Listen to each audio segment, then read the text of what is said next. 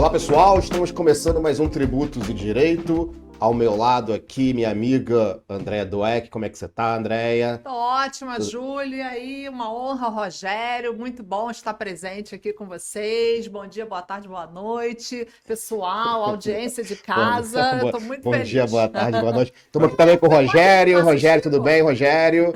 Júlio, Andréia, todos vocês aí, bem-vindos e bem-vindas a uma nova edição do Tributos e Direito Podcast.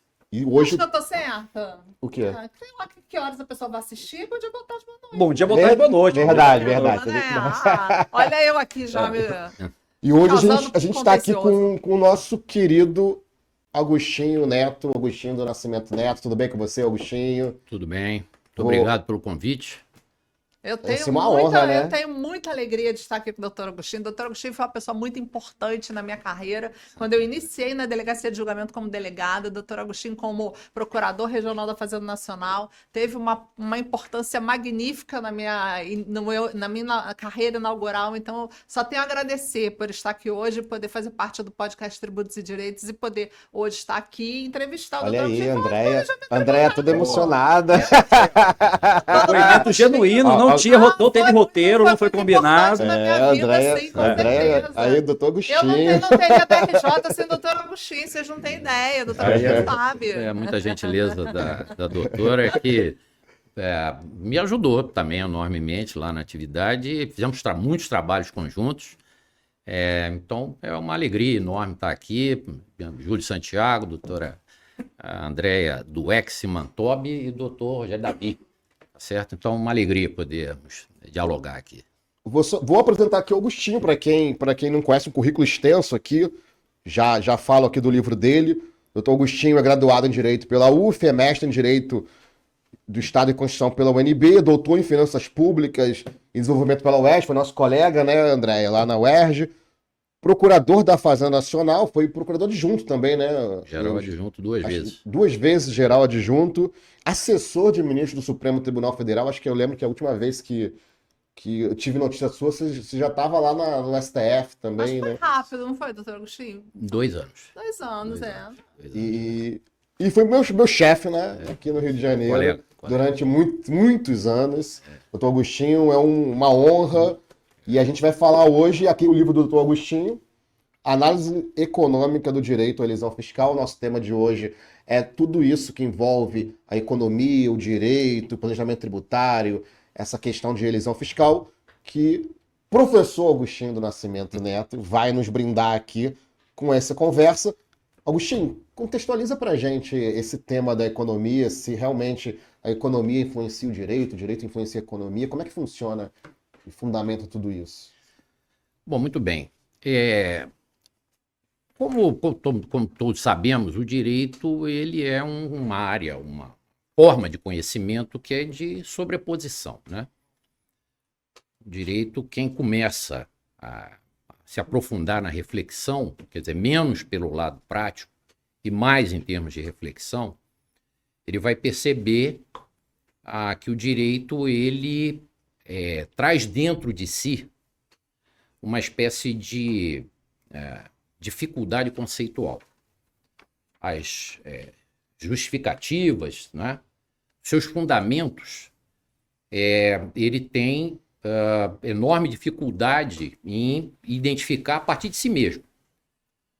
O que eu quero dizer com isso é que o direito, em todos os seus ramos, ele não raras vezes vai buscar sua fundamentalidade na história. Eu já li uma certa vez até dizer que se quiser conhecer um dado instituto ou conceito jurídico, você deve perder pelo menos 50%, ou despender 50% do seu tempo no conhecimento histórico. Da mesma forma, a sociologia, a antropologia, a ciência política, e não, diferentemente, é o caso da economia. Em especial para alguns ramos. Então, direito tributário também é de conhecimento quase trivial. Direito tributário é uma espécie de estatuição de uma realidade econômica, tá certo? Que se traduz, se anuncia a partir do fenômeno tributário. Então, a inter-relação do direito, aliás, também pelo seu caráter sistêmico, né, de abertura dialogal, etc. tal, o papel nesses diálogos, desses tantos ramos de outros conhecimentos, ele se faz necessário, e no caso específico da economia, pela razão que eu apontei há pouco, dessa estatuição de um fenômeno econômico, é de fundamental importância e é inquestionável.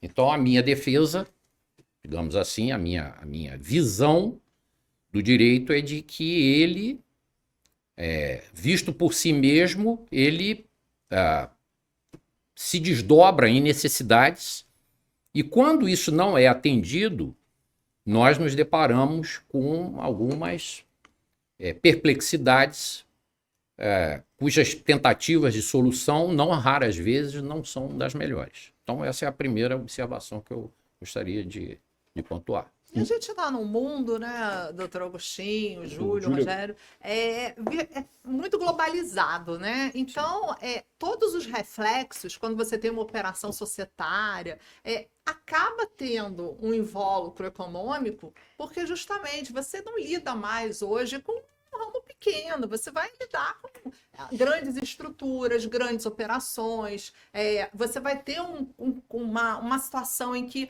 você vai ter controladas no exterior, então você precisa realmente ter essa visão econômica, porque senão você não consegue melhorar sequer o ambiente, que é um dos objetivos, né, que a gente sabe da própria Receita, de buscar a melhoria do ambiente de negócios. Claro que a Receita não vai interferir, né, na livre concorrência, mas o que o senhor acha disso? Dessa questão da fiscalização em relação a essas estruturas de negócio? O que o senhor pensa em relação a isso quando a gente tem aí um auto de infração de planejamento tributário, e quando vem essa argumentação do contribuinte? Não, a Receita está se miscuindo na relação de Mas ela concorrência. requalifica os fatos, né? O contribuinte pensa numa determinada estrutura negocial e a Receita Federal vai lá e diz, olha, essa estrutura negocial está violando, está tentando simular ou algo do tipo.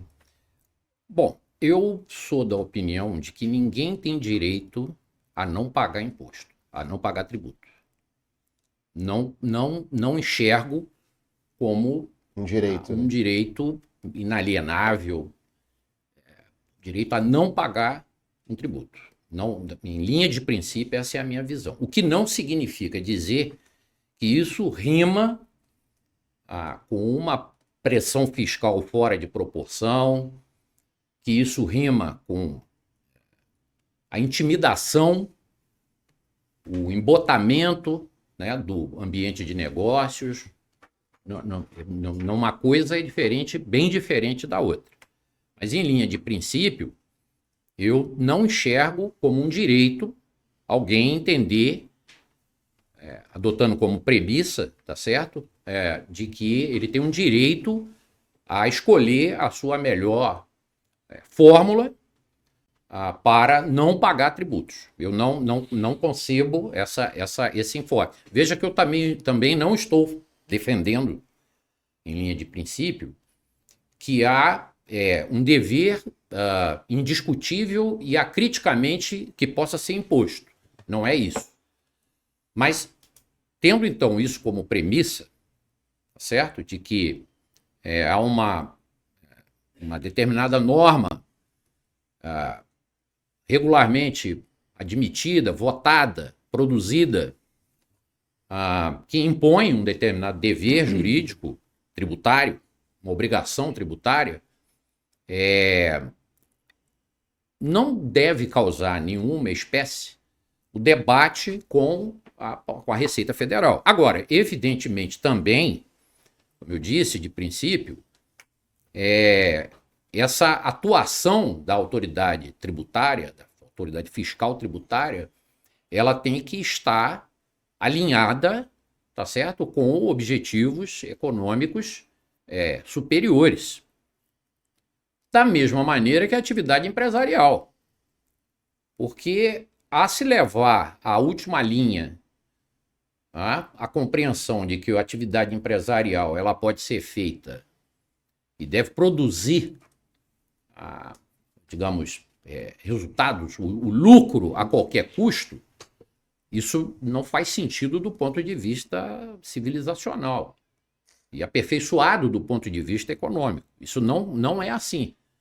Porque se você, de novo, levar até a última linha, você vai arrumar justificativa para, por exemplo, o comportamento oligopolista, monopolista. Você vai levar até a possibilidade da exploração do trabalho sem nenhuma amarra. Estou falando tudo em tese, evidentemente, mas se leva a coisa até a última trincheira, você vai se deparar com esse tipo de questionamento, de perplexidade e de problema. Então, a Receita deve fazer o papel dela, ela deve estar naturalmente orientada pelos interesses superiores, interesses públicos superiores, e da mesma maneira que a atividade econômica, a atividade empresarial. Atividade empresarial não é porque é uma atividade inserida no conceito do mercado que tudo está autorizado.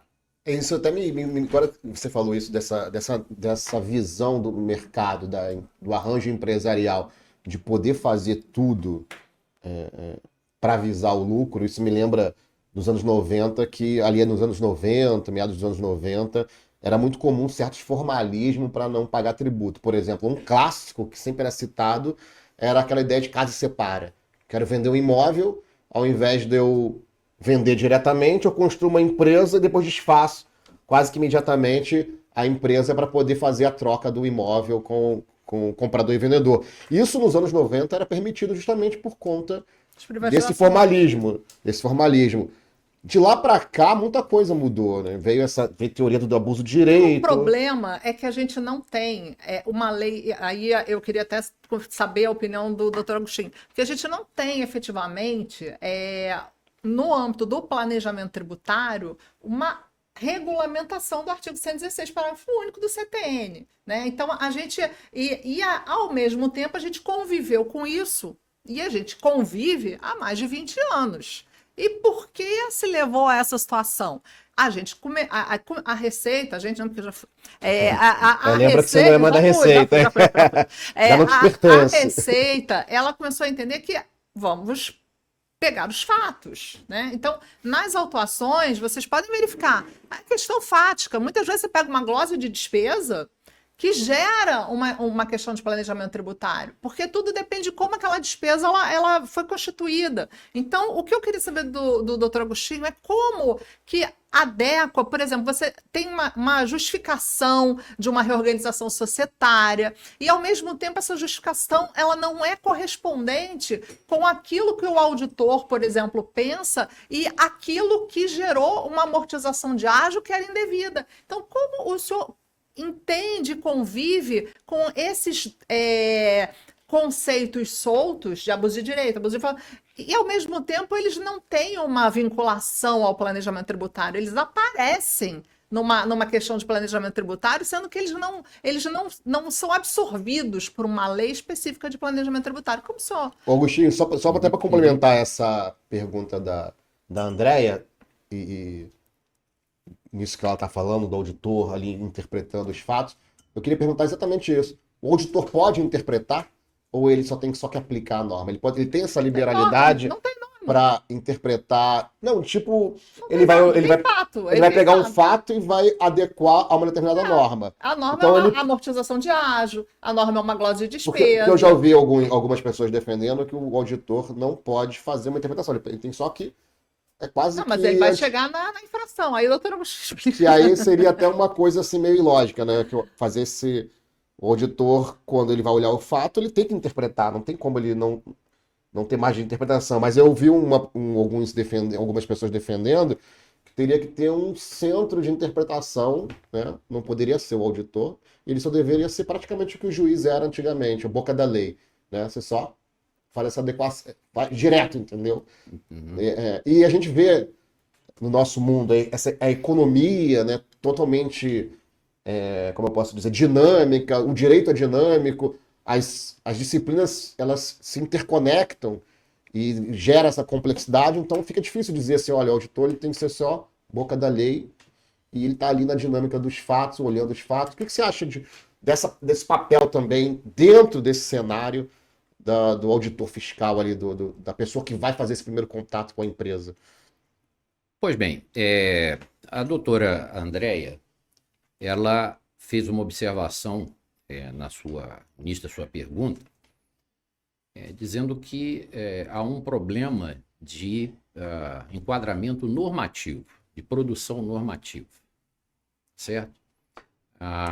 E aí, nós confirmamos uma dificuldade que o direito tributário brasileiro tem há 50 anos, 60 anos ou mais, que é exatamente pressupor que o combate ao resultado do planejamento tributário ele deve ser derivado da produção, exclusivamente da produção normativa e legislativa. E por que eu estou querendo dizer isso? Porque aí nós temos muitos problemas, mas temos basicamente dois. Tá? Primeiro é que defende-se, desde há muito, de que a norma tributária tem um emérito professor, que eu tenho uma admiração por ele em muitas das suas falas, contribuir em algumas das suas obras. O professor Ives Gandra chega a dizer que é uma norma de rejeição social. A lança, né? Que ele fala, a lança entrando pelas entranhas. Isso. Então, eu compreendo. Eu lembro da percepção, não é? Então, essa é uma primeira dificuldade. Mas derivada desta é que se tem a ideia de que para cada desenho de planejamento tributário, sua resultante, às vezes essencialmente abusiva, a percepção, a intuição das pessoas denuncia essa abusividade, mas para cada desenho desse você tem que ter precedentemente uma lei específica, tá certo? E aí tem toda uma categorização que diz respeito, que são as normas gerais, as normas setoriais e as normas específicas. Isso não deu resultado em momento algum para nós, nas letras, na realidade jurídica brasileira, em momento algum. E não deu resultado em lugar nenhum do mundo. E aí eu digo o seguinte, mas veja, não deu resultado de que ponto de vista? Do ponto de vista arrecadatório? Ou não deu resultado do ponto de vista de você ter relações jurídicas, tributárias, ordenadas, claras, e que contribuem para o desenvolvimento, né? Vamos fazer um exercício aqui nessa linha, breve até.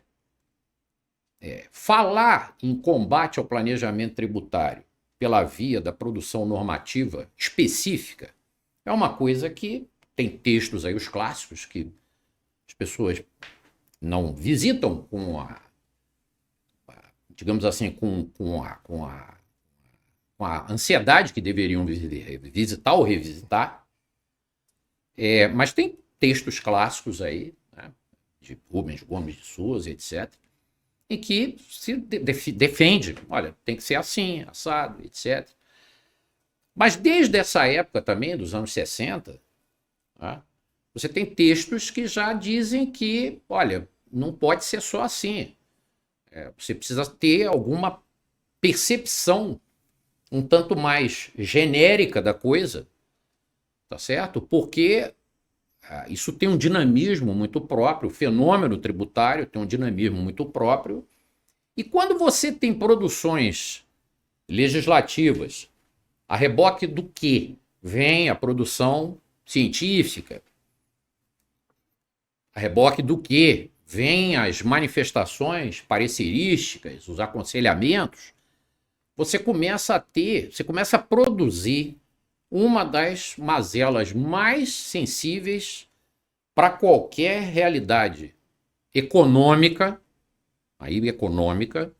que é o desequilíbrio entre os atores de um determinado mercado. Então, se eu atuo num determinado mercado, tá certo?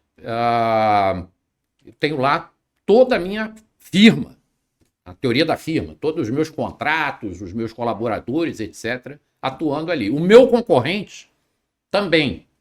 E nós estamos em rigoroso equilíbrio. E os negócios vão sendo feitos. O ganho tem que ser derivado de ganho de produtividade, de ganho de método de produção, de gestão. E aí quem eventualmente acaba por fazer o ganho e o desequilíbrio é o aconselhamento, que não tem nada a ver com a atividade fim daquela atividade, daquela O produção. aconselhamento seria a orientação jurídica? Por exemplo, Tipo numa meritocracia, né? É o mérito, a produção da... Exato. Então, vamos adotar aqui, que é uma coisa que eu procuro tratar didaticamente, em alguma medida, preciso dizer, nesse texto que revelou as minhas conclusões. Você pega o conceito de mercado, de equilíbrio, você tem, olha, agentes, vários agentes, você tem a possibilidade de entrada e saída desse mercado, sem que seja por força, não é nada disso, é porque alguém pode ser expulso por falta de competência, de produtividade. É um artifício epistemológico, digamos assim, um mercado perfeito. Tem outros fatores que contribuem para que o mercado seja visto como perfeito. Mas uma das mazelas que começa a poluir o ambiente do mercado, tá certo? É a assimetria informacional. Do que eu estou falando? Olha, eu sei como fazer algo que você não sabe, mas não tem nada a ver com a produção. Tem a ver com pagar menos imposto. Tem a ver com pagar menos tributo. Tá certo? Esse desequilíbrio, ele é nefasto. Ele é ofensivo para aquilo que é fundamental num regime de mercado, isto é, no capitalismo. Que é o quê? Eu ganho de você porque eu produzo melhor. O meu produto tem mais aceitação no mercado e eu tenho ganhos que você não tem, mas não é porque o meu advogado é melhor do que o seu. Porque o meu advogado engendrou uma manobra, tá certo? Que, em princípio, do nosso ponto de vista aqui, da realidade nacional, não há nada, em princípio, nada demais, tá certo? Mas você já gerou um ruído aí nesse mercado. E só para avançar um pouco mais, dizer o seguinte: quando nós falamos em abordagens normativas, tá certo? Essa é uma preocupação que é uma preocupação nova e nem exclusivamente nacional.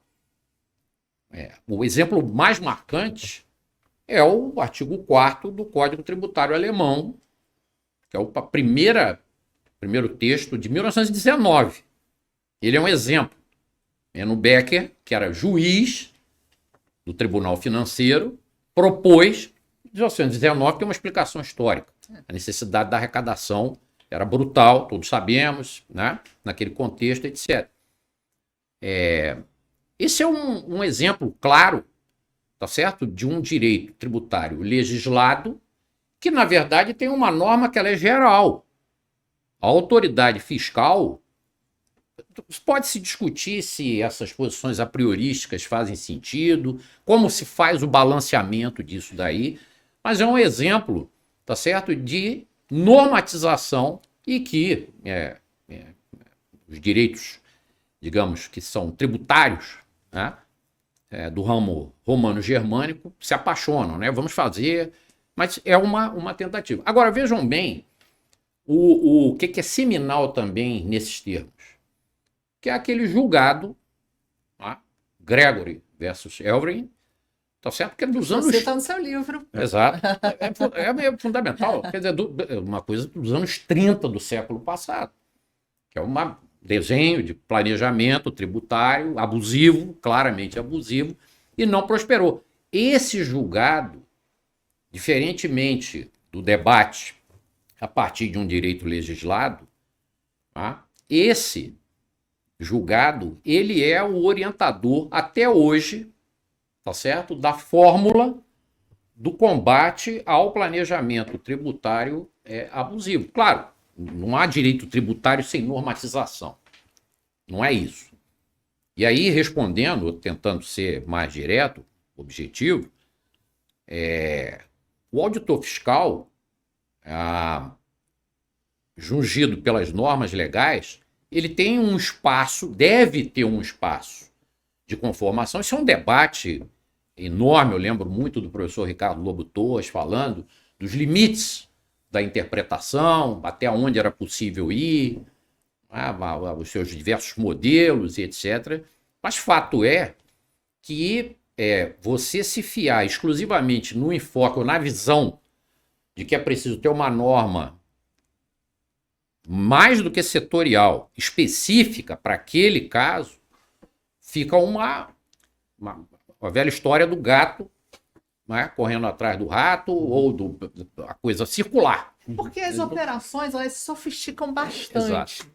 Então, fica muito... É uma relação complexa, porque a cada sofisticação de operação, a fiscalização ela precisa se aprimorar, ela precisa aumentar a tecnologia. Então, esse arcabouço, ele acaba gerando toda uma energia com foco no planejamento tributário. Agora, o que eu queria perguntar para o doutor Agostinho é em relação à ação 12 do BEPS, porque na questão Qual é a de... ação 12? A ação 12 do BEPS é que você transparece o seu planejamento, você abre o seu planejamento tributário. Tá Você na publicidade tá ao planejamento. na publicidade ao planejamento. E nós tivemos, eu acho que o doutor Augusto acompanhou, a época, eu não me conformo até hoje com isso, porque o Sérgio não sabe disso, a MP 685, que dava essa oportunidade da abertura do planejamento aqui no Brasil.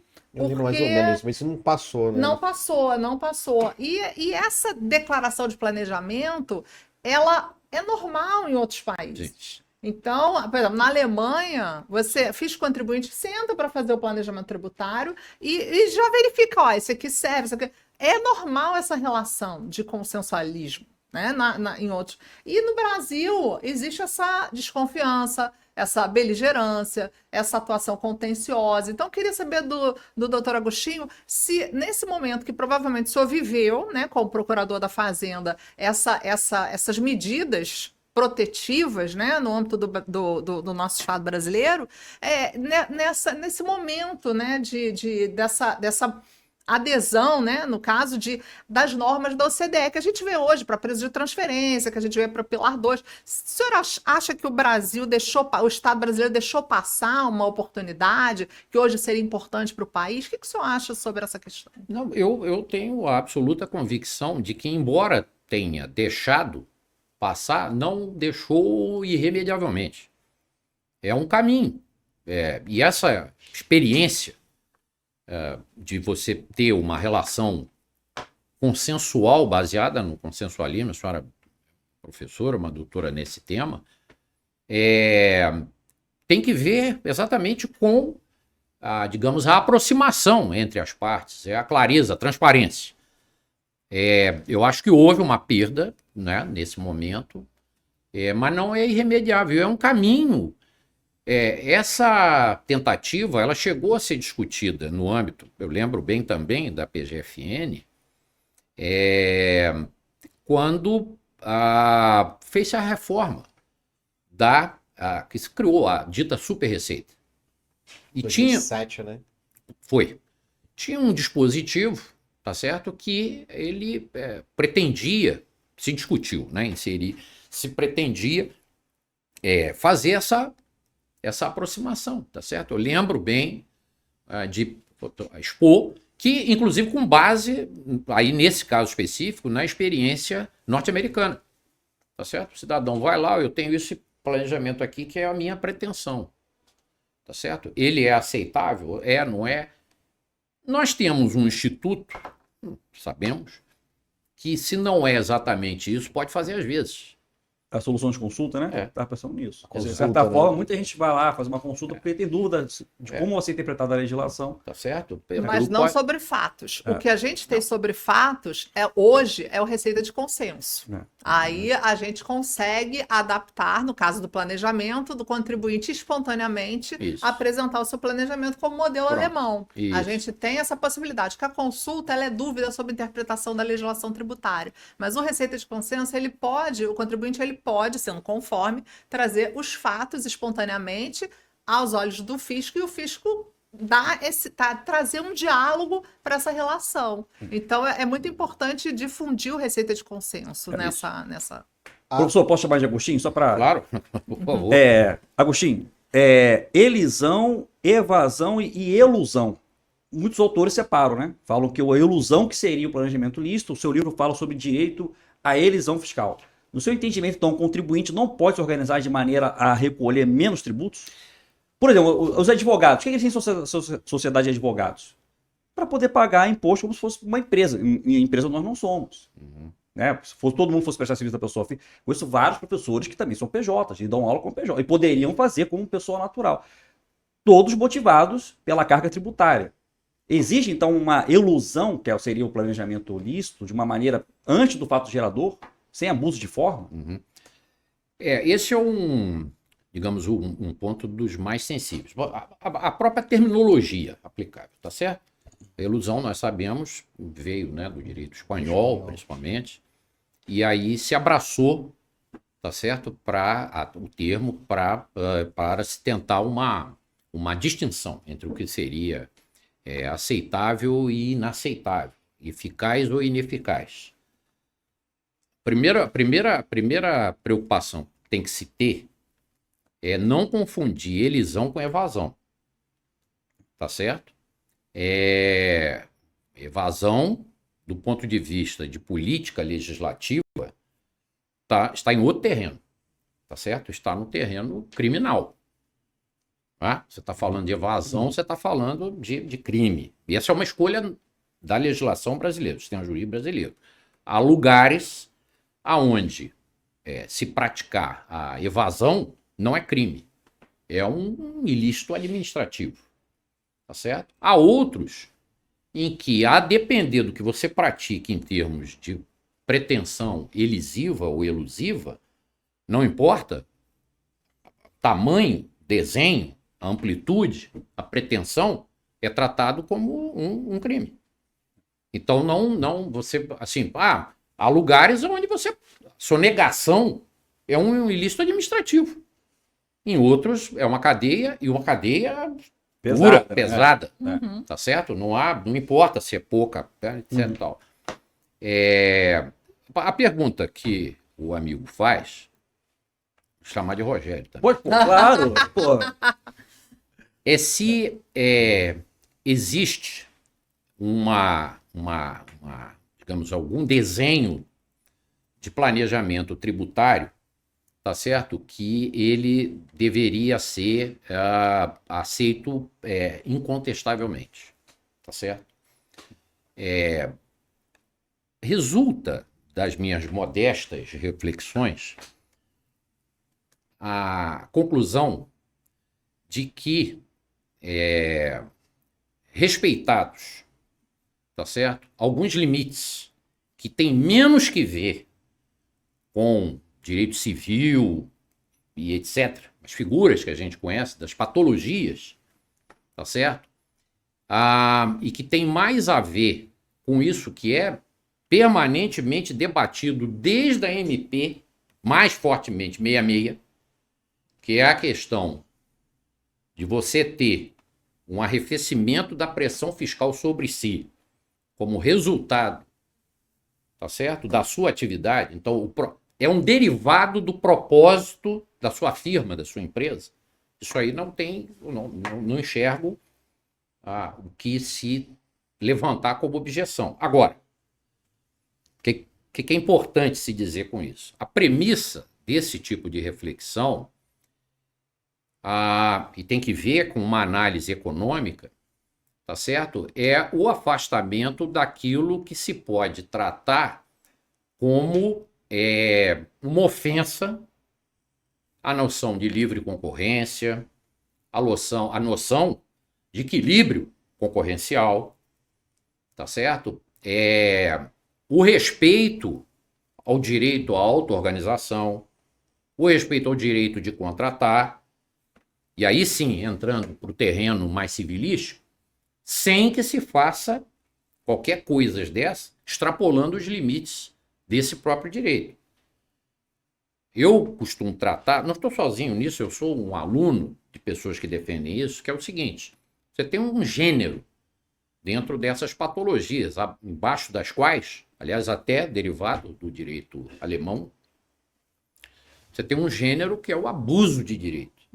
O direito alemão fala até mais em abuso de forma, tá certo? Aqui nós temos fraude à lei, nós temos o negócio Simulação. jurídico indireto, simulação, muito bem lembrado, muito bem observado, tá certo? Mas você tem digamos, esse gênero embaixo do que, ou do qual, você tem essa enormidade de possibilidades, né, de noções conceituais específicas.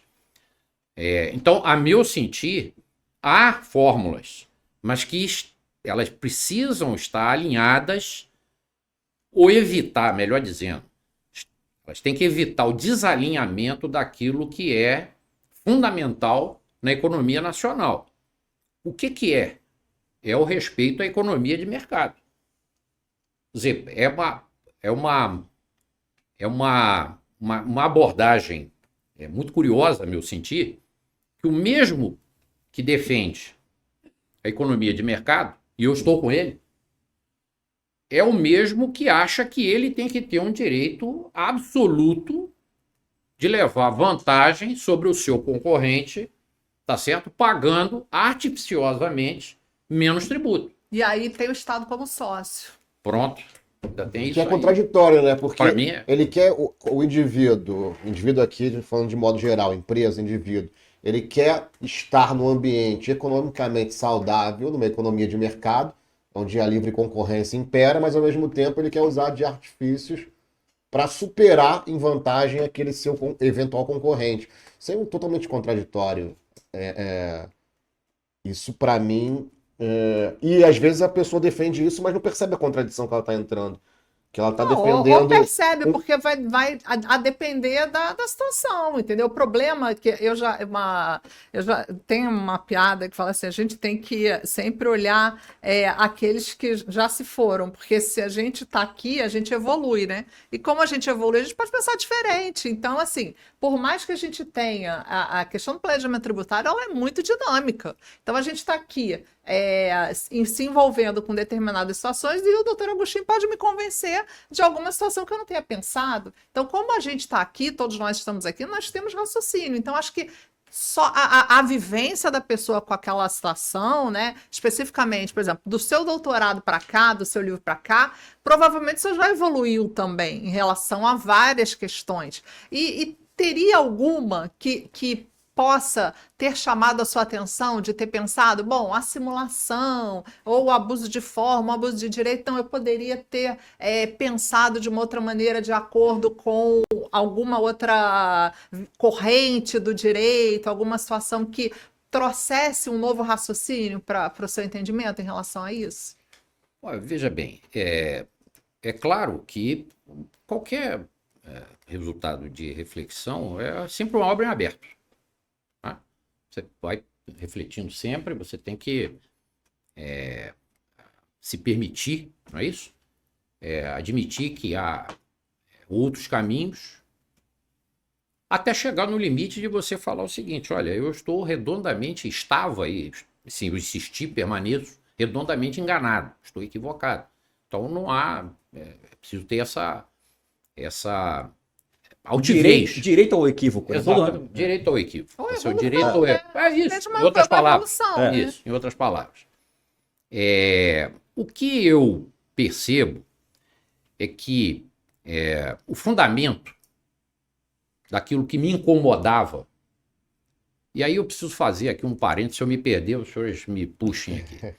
Parênteses é o seguinte, eu quando estava ainda nos bancos acadêmicos, eu era um dos poucos que tinha já paixão pelo direito tributário. O direito tributário, ele não era a mais atraente, o mais concorrido, né? Era mais o penal, né? O pessoal não gosta do penal. isso. A galera quer júri, penal. tá. No meu tempo era assim, não sei hoje, a nova geração. eu também. Isso continua sendo. Continua sendo penal. sendo. E aí, tal, que não por razão diversa, acaba atraindo as pessoas que têm interesse pelo tributário para o penal e vice-versa. Todos devem ter percebido a categorização, os conceitos, né? Até o tipo, né? Fechado, noção de tipo, etc. Se aproxima. A teoria parece demais. Mas desde dos bancos lá, eu falei, essa coisa tem um potencial muito interessante, porque ela, num país, sobretudo, como o Brasil, não é isso? Você tem um potencial enorme de fazendo uma intervenção no mercado. Na realidade, por meio da tributação, você corrigir muita coisa. Pois bem, saído lá dos bancos escolares, quando eu fui fazer uma pós-graduação, lato sensu ainda,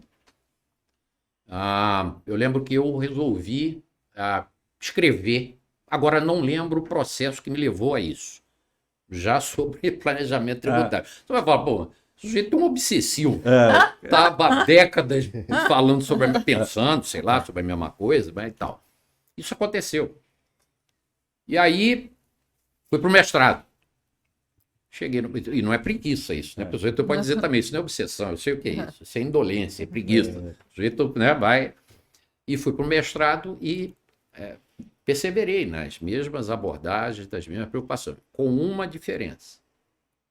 É que lá a ênfase ela foi fundamentalmente jurídica. Melhor dizendo, exclusivamente jurídica. Mas eu me dei ao trabalho de fazer a dissertação, eu escrevi uma denominada segunda parte. Que eu lembro o professor Ricardo Lobo Torres falou o seguinte, olha, se for pretender publicar, você tem que fazer 2 livros aí, não pode, isso aí uma coisa tá, parece que batendo na outra. Não está exatamente contraditória, mas aí, isso aqui, eu lembro bem também que ele tinha uma verdadeira ojeriza para com o que se denominava a análise econômica do direito, o direito e a economia. Ele falava, isso aí não existe. É uma bobagem. Você gosta de fechar o direito, né? Vamos fechar. Ele até, professor Ricardo Lobo Torres, um parênteses dentro do parênteses, ele era mais do que um jurista, era um humanista. Não é isso? Então era um cidadão que ele tinha as preocupações, o texto dele a gente vê tamanho do Himalaia que precisa escalar para chegar àquela forma de apresentar seus pensamentos, suas defesas, etc. Pois bem, no doutorado eu aí dei ênfase a essa segunda parte, que foi o que exatamente? É isso, essa parte da noção, né, dos conceitos econômicos, etc. Instrumentais à operação do fenômeno jurídico. Há um erro comum que é de imaginar a análise econômica do direito como sendo a colonização do direito, do jurídico, pelo econômico. Não é isso. É você usar o ferramental, tá certo? Usar o ferramental, e tem razão para isso, tem algumas explicações para isso, usar esse ferramental para você, digamos, dar uma estruturação do ponto de vista do desenvolvimento, não é? Do raciocínio jurídico. Você usa esse instrumental e você usa, digamos, essas categorias para esse fim. Então, doutora, eu vou dizer para a senhora o seguinte, eu tenho a percepção de que cometi incontáveis erros, muitos erros, tenho a percepção de que é preciso aprimorar muita coisa, e um dos pontos que é o seguinte, como por força de uma visita a outros bancos escolares, né, que era coisa mais matemática, antes de estudar o direito, eu ousei nesse texto e ele foi colocado numa posição que só o muito curioso vai conseguir ver onde é que ele está, essa abordagem. É um apêndice que tem nesse livro que passa despercebido de 9,5 em cada 10 leitores, dos poucos que... Hoje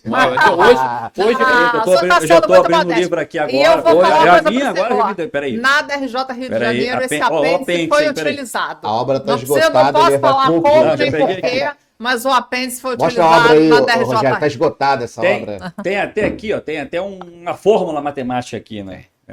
Aqui, o livro está aqui. Mas o fato é... Não posso falar mais nada, Tá, mas ele foi utilizado. Tá certo. Então, nesse apêndice, eu apresento uma fórmula lógico-matemática, tá certo? Que procura dar uma amarração, tá certo? Para a noção de como se invocar a questão do propósito negocial. Não é uma criação, essa fórmula é uma criação, digamos, tá certo? Minha. Mas ela tem uma inspiração. Mas, objetivamente, eu volto à inspiração, essa fórmula pode ser melhorada. Ela é só uma provocação. E eu botei como um apêndice, depois do índice, tá certo? E das referências bibliográficas, para aquele que realmente tivesse interesse em explorar essa parte. E sem ser ofensivo, eu quero dizer no sentido de parecer exagerado ou impertinente, com aquele que tivesse interesse em ler um livro produzido por um programa de pós-graduação stricto sensu jurídico. Então ali, essa fórmula matemática, ela é uma fórmula que confronta, tá certo? Um delta, uma variação de diminuição numa reorganização societária, tá certo? A diminuição dos seus custos operacionais, você confrontando com a diminuição dos custos tributários. Isso como um indício, seria uma prova indiciária, ok? De que se estaria diante de um planejamento desdotado de propósito negocial. E qual é a inspiração disso aqui? Vou lembrar aqui aos colegas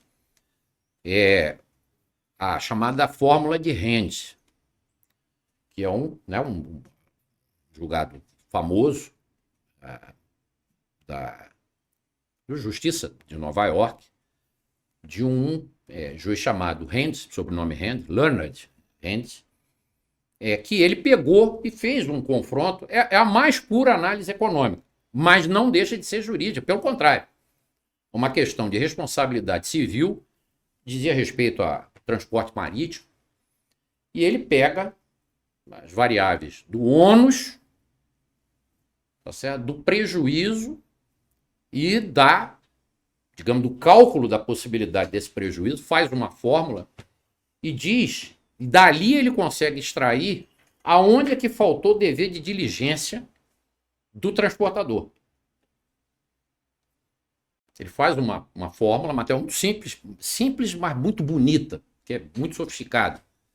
E ele confronta, tá certo? E diz, então, que é o seguinte,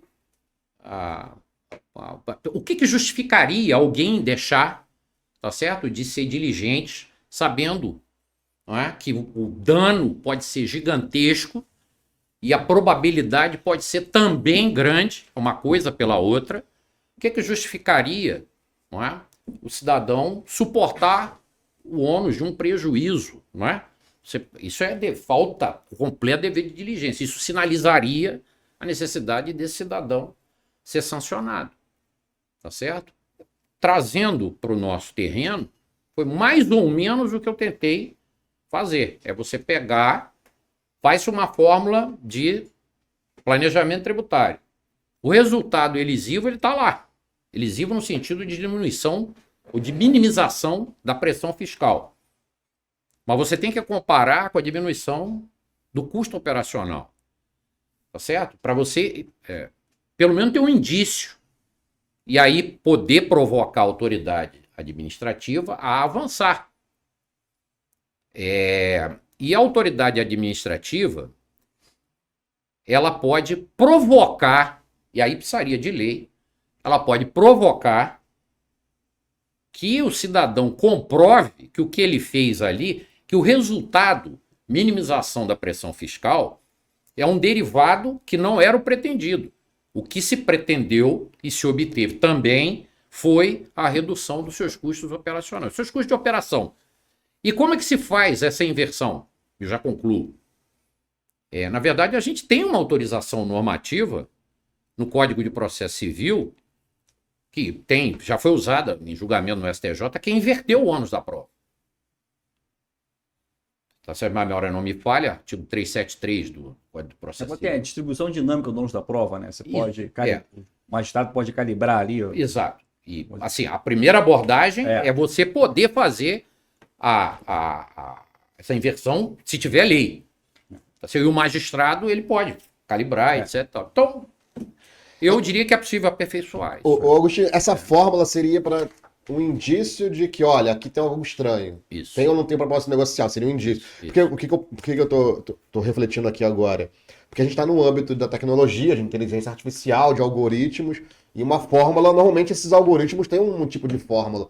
Então o que você está propondo é uma fórmula que tem algum indício de que ali possa ter tido um desvio de finalidade. Do tipo, não foi... O propósito negocial não foi aquilo que o empresário, que a empresa demonstrou.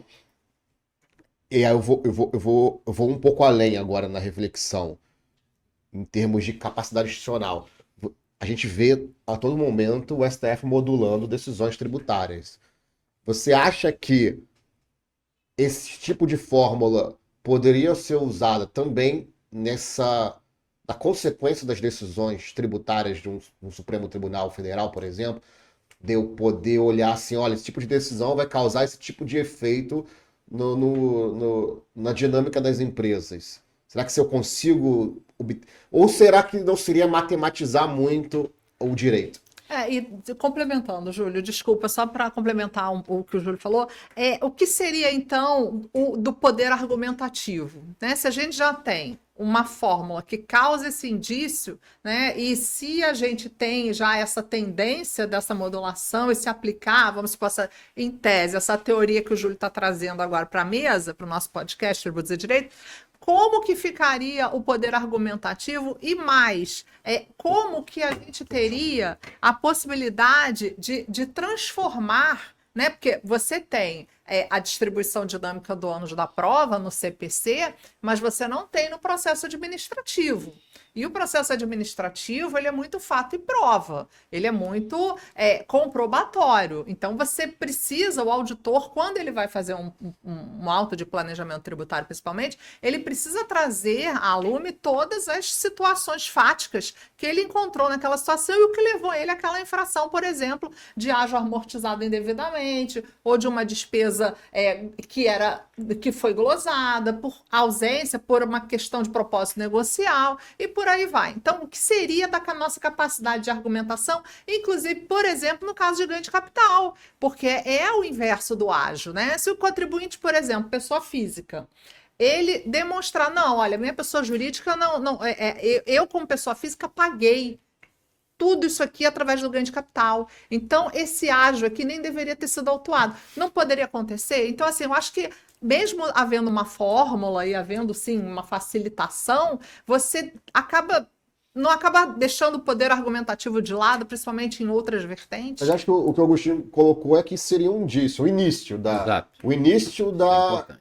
Seria assim, olha, 1 mais 1 aqui tá dando 3. Peraí, vamos investigar. Isso, é isso. Então, assim, a fórmula seria um indício... É isso, é indiciário. Indiciário, para eu poder começar e depois lógico, vai entrar os argumentos. Olha, peraí, aqui a empresa teve um problema. Mas aí eu acho que não tem como você levar isso para modulação de efeitos. Então, aí que eu estava perguntando, justamente até para mudar um pouco a pergunta, a análise econômica do direito, eu olhar ali, trazer as questões de economia para dentro do direito. Quando o STF decide uma decisão qualquer de direito tributário, aquela decisão pode ser que ela afete a produção da empresa, ou pode afetar também o equilíbrio entre oferta e demanda. Então, a minha pergunta é como que a economia, né, a análise econômica do direito, pode ser utilizado nessa parte que alguns chamam de consequencialista. Eu vou olhar para a decisão do STF e o STF, aquela decisão vai causar algum efeito na economia. Como é que eu faço essa análise para saber se aquela decisão foi justa do ponto de vista desta teoria da análise econômica do direito? Até porque também, e outra Usar a coisa, fórmula inversa, então. saber se o judiciário tem essa expertise também de fazer uma análise econômica do direito. Então seria usar a fórmula inversa, por exemplo? Na verdade, não sei. Eu prefiro ouvir. Já para Agostinho. Agostinho. Então vamos lá. Aí nós temos. Vai lá, Agostinho. Né? São algumas perguntas dentro dessa. Várias, A gente está então, deixando não, um negócio complexo. não né? tem problema. Assim, eu acho que podemos contribuir mais, né, com quem esteja nos assistindo, se, né, conseguimos abordar todos esses aspectos. Complexos ou não é relevante. Bom, primeiro, confirmar. É um indício. Então, o espaço para argumentação, ele não se reduz, pelo contrário, ele está mantido e eventualmente até ampliado. Só que há uma inversão. Essa seria uma possibilidade, uma premissa, tá certo? O segundo aspecto, que aí foi o Júlio que levantou, é o seguinte: e as capacidades institucionais, tá certo? Evidentemente, não é o mesmo, digamos assim, o mesmo profissional do direito que vai lidar com isso, ou o mesmo profissional que lidava com isso há 20 anos ou 30 anos atrás. Não seria. Aliás, a área jurídica está sob sobressalto e não tem a ver com a análise econômica do direito, tem a ver com a participação, é isso? De um crescente uso da tecnologia e agora eventualmente até em substituição ao próprio jurista. Ou por outra, ao próprio advogado, né? Digamos assim. E não para todos os advogados também, né? O pânico que está instalado, ele é um pânico que me parece que está precisando de uma calibragem, né? Acho que não é bem assim. Pois bem, do ponto de vista das limitações das capacidades institucionais, confirmando que o profissional de hoje, o operador, não é o mesmo de antes, como eventualmente se acontecesse uma modificação substancial como esta, precisaria ser com outro tipo de formação, que aliás as faculdades, os cursos de direito, já perceberam a necessidade de formar para o tempo novo que está anunciado, ou já está aí, a gente sabe disso, né? E há tribunais onde já se percebe uma atuação que leva em conta os reflexos desse tipo de abordagem. O magistrado que estiver fazendo isso, ou o julgador administrativo, ele está errando, ele está usando, ele está desequilibrando as coisas? Não nos esqueçamos do dispositivo que agora me escapa, da lei de introdução às normas do direito brasileiro, tá certo? Que diz expressamente lá que é preciso levar em conta as consequências. Toda decisão precisa levar em conta as consequências. Mas qual é o instrumento, ou por outra, qual é a variável de aferição das consequências, ou da consequência de dada decisão? Há quem defenda que é o privilégio, digamos, a igualdade. Há quem defenda que é o privilégio ao crescimento da riqueza em gênero geral, melhor dizendo. Porque como é uma citação literária, que pouco adianta sermos todos iguais embaixo da ponte. Ah, então, pode ser a consequência que se pretenda alcançar seja o crescimento, né, maximamente da riqueza geral. Né? O fato é que, mesmo no Supremo Tribunal Federal, e eu, quando falo de consequência, não é dizer que o rombo público vai ser desse ou daquele tamanho, isso é relevantíssimo. Ninguém tem dúvida quanto a isso. Dizer que o prejuízo fazendário vai ser desse ou daquele tipo, ou que isso vai impactar na atividade empresarial desta ou daquela maneira. Não é só isso daí, que se diz do argumento ad terrorem, né? Não é isso. Eu estou falando é que deve ser levada em conta a consequência. E não deixemos de lembrar que quando se fala de consequencialismo, utilitarismo, pragmatismo, parecem coisas similares, e são, mas tem lá suas diferenças importantes. A maior força que tem desse pensamento, neste pensamento, é você destroçar o fundacionalismo jurídico. As grandes teorias não ficam de pé com facilidade diante de alguém que aborde um fenômeno jurídico pela via do pragmatismo ou do consequencialismo. É a melhor fórmula para dinamitar as grandes teorias é essa daí. A saída, em muitas das vezes, na pretensão até comovente de se dar cientificidade ao direito, por exemplo, foi o positivismo, que a tragédia da Segunda Guerra Mundial mostrou Não funciona, né? que não funciona. Não, e um parênteses aqui, mais um. Pouca gente percebe. Eu me dei o trabalho, eu fiz um trabalho, né? É um texto que eu tenho muito carinho por ele, que são as fórmulas jurídicas que foram usadas pelo nacionalsocialismo, vulgo nazismo, para tomar o poder. Não teve tanque na rua, não teve nada, confusão nenhuma. Usou-se autorização legal, mas constitucional, tá certo? Para se decretar e fazer uma virada, usando a sistemática normativa. E detalhe, eu acho que é muito importante, esse é um dado que eu acho assim, quando cometi as minhas aulas, eu gostava de dizer, eu dizia o seguinte: 80% da legislação anterior à tomada do poder, porque ganhou-se a eleição e depois tomou-se o poder, 80% da legislação, em alguns casos muito mais, como é o caso tributário,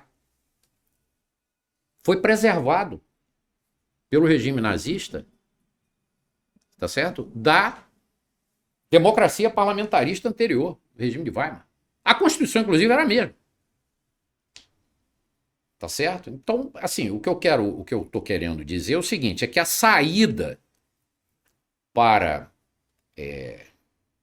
afastar as dificuldades que todos que lidam com o direito de forma, digamos, com honestidade de propósito, etc., tal, todos sentem a dificuldade, é de você dizer o seguinte: mas o que dá justificativo e fundamento para que a leitura deste texto legal me leve a esta conclusão e não aquela? Na verdade, de novo citando o Ricardo Lobo Torres, né, o professor, ele diz o seguinte: há muito de ideologia e, pior, há muito de política também. Quer dizer, essa fluidez aí, o direito acaba gerando... né, o direito está muito polarizado realmente também, né, professor? Tudo na verdade, não acho relação hoje, não é isso? Que não se tenha tomado, não é isso? Dessa dita polarização. Debater não é problema, né? Debater não é Isso problema. aqui é o extremismo uso direito, também. aqui é uma conversa com pessoas que têm visões de mundos diferentes, né? Perfeito. Agora, aqui, Agostinho, olha só. Análise econômica do direito à elisão fiscal. A gente não pode levar a análise econômica assim, de maneira muito presente, numa violação do artigo 108 do CTN lá, o parágrafo 1º, que fala que o emprego da analogia não pode favorecer, né, a criação de um tributo não previsto, porque a análise econômica prega isso, né? O mais importante é se o contribuinte se organizou licitamente, pouco importa. Se porventura ele passou por uma situação que reduziu uma carga tributária, em tese, né, o fisco poderia ignorar aquilo e partir para a cobrança com base em outra experiência econômica, né? Não teria esse risco ou não? Bom, vamos lá. É uma excelente pergunta. E ela é excelente, como todas as outras, porque ela enseja a possibilidade de se fazer uma distinção. Em primeiro lugar, a análise econômica, não há uma visão política e ideológica como se pensa ter. Eu sempre pensei nisso, análise econômica. Política de que, então, que você necessariamente vai adotar esta postura e não aquela, ou aquela em detrimento de uma terceira. Não é isso. Não é isso. E é preciso, nessa linha, não confundir interpretação econômica com análise econômica. Interpretação econômica do fenômeno tributário, Entendi. tá certo? Então, não é uma posição a priorística. E veja, Perfeito. a análise econômica, ela pode levar, do fato, é uma realidade, para o mesmo fenômeno, a análise econômica, ela pode te levar a conclusões completamente opostas. Mas como assim? Eu defendo que, em nome da rigidez do mercado, afastadas as externalidades, adotados os incentivos adequados, reprimidas as práticas anticoncorrenciais, consideradas a eficiência da economia, e assim, inclusive da tributação, conceito de tributação ótimo, certo? Em que você tem efetiva arrecadação, mas você não deixa de considerar que todo tributo é um ruído na economia. É uma cunha que aparece ali, tá certo? Então, tudo que se faz, a minha defesa é de que é preciso levar todo esse conjunto em conta, tá certo? Para que você tenha relações econômicas saudáveis, inclusive do ponto de vista do resultado dela, que é a tributação. Eu sei que há alguns nomes de peso e pessoas que eu tenho o maior apreço que têm defendido a questão da teoria monetária moderna, né? Tivemos aqui recentemente um emérito estudioso disso, deu uma aula excepcional, como sempre, o professor Ricardo Lodge, como ele mesmo disse, não é uma visão nova, mas ela é extremamente nova porque desafiadora para o momento, não é? Com as novas funções do tributo, etc. Tal. Mas eu continuo achando, tá certo, que o tributo é uma cunha, é um ruído, é uma interferência, e que você tem que procurar minimizar, dar um certo balanço a isso aí. E um dado, que eu acho que é importante também. A Constituição brasileira, se você fizesse uma leitura poucos anos depois e fosse lá na parte dedicada à tributação, capítulo, título, né, finanças, você teria condições de, digamos, intuir que a neutralidade tributária, ela está, aliás, a depender, até anteriormente, questão do imposto sobre valor agregado, etc. E mais recentemente, nós tivemos dois momentos interessantes. Quando foi promulgada a emenda constitucional 42, se falou da necessidade, da possibilidade de se fazer algum tipo de regulação no âmbito tributário para combater os desvios concorrenciais. E mais recentemente na emenda 132, em que falou-se lá em simplicidade, transparência, etc., mas na regulamentação, lei complementar 214, tem um dispositivo lá que fala que é preciso observar a neutralidade. A leitura, a depender que se faça, é você fazer com que essa tributação dedicada ao consumo ela esteja permeada pela noção de neutralidade. Mas não é para dizer o óbvio. Isto é, a meu sentir, que é você respeitar na cumulatividade, né, os abatimentos, você fazer os descontos, os confrontos entre as bases. Não é isso que eu enxergo ali. Eu, quando enxergo que há a neutralidade, eu sei que é estimulante dizer o seguinte: peraí, mas tem tributação extra fiscal. Mas isso é uma outra maneira, é um outro capítulo. Tá certo? Mas nesse campo. Lembrar de outras situações que exato. não precisa. Então, basicamente. Mas eu temo que a nossa neutralidade, infelizmente, vai ser igual o Saci Pererê, né? Eu não acredito que Mas isso é papo para outro episódio, né? Exato. Ô, Agostinho, a gente tá com o nosso tempo estourando aí, Vamos mas lá. eu queria ouvir, que a gente tava conversando aqui nos bastidores, que você tava lá nos primórdios da TV Justiça. Que história foi essa? Isso é bom. Isso essa história é boa. eu soube depois. A magistrada participou comigo de um programa de entrevistas da TV Justiça em Brasília. Eu estava em Brasília, eu era coordenador geral, salvo engano, na época, da dívida ativa.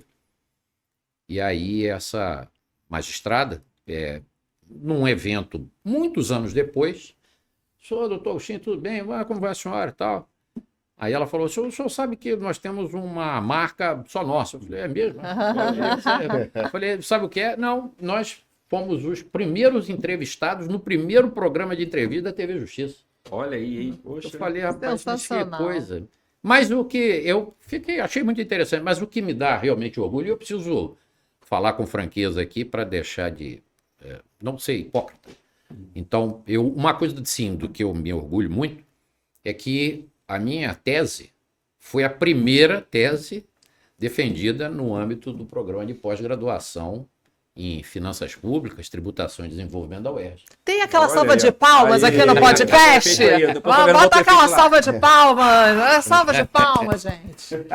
Essa foi. Agostinho, Diga aí. a gente tá com o tempo estourado aqui. perfeito. O editor já me mandou um monte de mensagem aqui. Tá certo. É que às vezes eu boto no modo avião e não vejo, né? Bombinha lá, Tô vendo o sinal, liga o celular. fazer dinamite. Agostinho, foi um prazer. O tema realmente merece umas 5 horas aí de debate, né? Verdade. Obrigado. Só para ver, só olhando a robustez da sua obra, do seu livro, a gente já percebe que tem muita informação. E a gente vai aguardar a segunda edição, né? Porque já está esgotado nessa obra. Agostinho, foi um prazer, muito obrigado. Foi todo meu, eu que agradeço. Fiquei muito lisonjeado, muito honrado com o convite. Sou um espectador e um ouvinte assíduo, né, do Tributos e Direito. Então, eu que tenho que agradecer. Pô, Agostinho, que Um isso? orgulho Júlio, enorme doutor André. de estar com o senhor hoje, de estar com o Júlio, com o Rogério, Pois é. mas principalmente com o senhor, porque é o que eu falei no início e repito agora no final, a possibilidade realmente de crescimento da minha carreira. O senhor teve muita influência nisso e eu só tenho a Obrigado. agradecer. Muito obrigado, RC. Olha aí. Pessoal, a gente está encerrando aqui mais um Tributos de Direito. Peraí, Júlio, Não. vai O que foi? se inscrever no canal. Não, isso... Ah, O seu editor bota lá depois a mensagenzinha, né? Se inscreve, compartilha. Não esquece de acompanhar a gente nas redes sociais. E esse episódio vai estar no ar em breve. Quer dizer, eu tô falando pra quem tá ouvindo já sabe. Podia que tá no botar ar, boa né? noite. Então tá, obrigado, gente. Forte abraço e até a próxima. Tchau, pessoal.